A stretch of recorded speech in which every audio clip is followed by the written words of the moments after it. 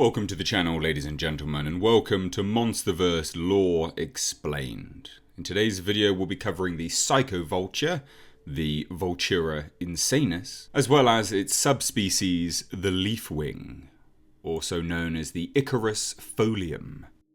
Now the name Psychovulture comes from a mix of psycho, which is pertaining to the state that they actually go into when they ingest poisonous pufferfish, and vulture, which is a reference to their avian form. In appearances, psychovultures are grey, large, almost bat-like creatures, possessing a very wide wingspan of up to 9 feet. Now you may think, due to the term vulture, that they would have a more beak-like appearance. However, that isn't the case, and these psychovultures have a very snub nose, almost bat-like face.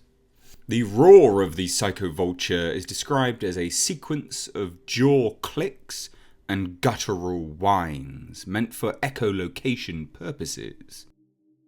Now, the Monarch classified files state that the cryptozoology of the Psychovulture is that they are perfectly evolved for domination of the skies. The aerodynamic Psychovulture grows to a wingspan of up to 9 feet. A soft tissue patagium stretches across a rigid bone structure to form a kite-like foil that cuts effortlessly through the high winds above Skull Island. The animal's optic nerves lack light receptors, suggesting blindness, again similar in terms of their face, like a bat. However, the further investigation of the psychovultures and their nerve impulses suggests that the creature has evolved a form of thermal vision that enables it to locate hot-blooded prey from the night skies above. Which is an interesting tidbit of information, as we see these psychovultures in the comic Skull Island, The Birth of Kong, attacking a plane. This potentially could have been due to the large heat signature that it gave off. Now the Psychovulture's thin skull uses a sequence of jaw clicks and guttural whines to trigger this echolocation, which can then put the creature at risk from its own kind, interestingly enough. You could also see this as a massive evolutionary disadvantage. Now the threat analysis of the Psychovulture states that this is a winged bat-like predator, and it may be the first creature on Earth to exhibit signs of psychopathy, an airborne creature of pure aggression. It self-induces psychoactive effects activated by ingesting poisonous pufferfish, which are indigenous only to the waters of Skull Island. Now this mania, this chemical agent, induces and drives the Psychovulture to destroy or disrupt any life form it encounters, even going so far as to hunt and kill its own kind.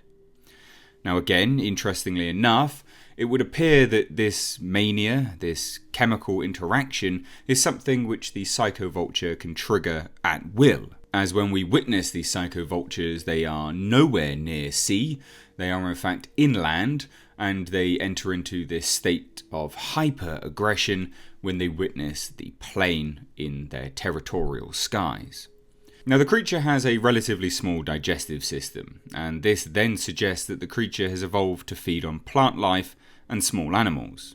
However, it has been observed dragging off prey that is far too large for it to ever consume. So for the Psychovulture, it seems that to kill is also sustenance enough. Now the Psychovulture has not been spotted anywhere else in the Monsterverse, so it would appear that they are in fact indigenous only to Skull Island, and this goes hand in hand with their appetite for this pufferfish. It would seem that there is almost a symbiotic relationship between the two of them. And this then takes us on to the subspecies of the Psychovulture, the leafwing, or the Icarus folium. Again, they are much smaller, still large. They have a wingspan of 3 to 5 feet. And they're very similar to the Psychovulture, being in that they are a reptile-bird hybrid. Similar, I guess you could say, to a dinosaur in some instances. Now, the Monarch classified files of the leafwing state that the subspecies of the Psychovulture, the leafwing, the creature features an extended cacti proboscis with sharp fibrous spikes sprouting along its length. The leafwing takes its name from the frond wings that stem from its centre torso, which are coated with a fine epicuticular wax that is secreted from the stomata during flight, and this is before hardening in the cool night air. The wings are highly coveted by the iwi, who hunt down the airborne creatures and grind its wings into a fine powder, believing it to have unique psychotropic properties. And interestingly enough, we have seen this psychotropic properties at play again in the Monsterverse canon comic, The Birth of Kong, Skull Island, where the iwi offer Riccio a psychotropic drink, and this then induces visions in Riccio believing he is some chosen messiah of Kong. Now, the wings themselves are, however, a hard-won prize. The creature's natural camouflage give them a distinct advantage on the iwi's hunt.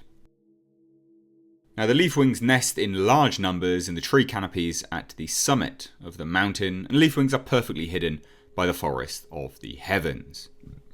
Now, in terms of whether these are particularly a threat to human life, the threat analysis of the Monarch confidential files state that, though much less aggressive than its deadly cousin, the Psychovulture, the leafwing is, nevertheless, a dangerous airborne predator. The spikes along its bone trunk are laced with the powerful anesthetic agent that is deployed as the creature dive bombs its prey from on high, spearing them with its weaponized snout. So although much more docile than the Psychovulture, its enraged psychotic cousin, the leafwings are still something to be aware of. Again, both these creatures have not been seen anywhere else other than Skull Island. Even in Godzilla King of the Monsters, they were not seen accepting the call by King Ghidorah. This is likely due to them being an in-between from what we can deem to be the normal animal kingdom and the Titan animal kingdom, a very unique species only found on Skull Island. And again, this form of zoology is very unique to the Skull Island location. So that being said, ladies and gentlemen, please do let me know your thoughts down below in the comment section. Hit subscribe if you're new here. Thank you so much. Take care.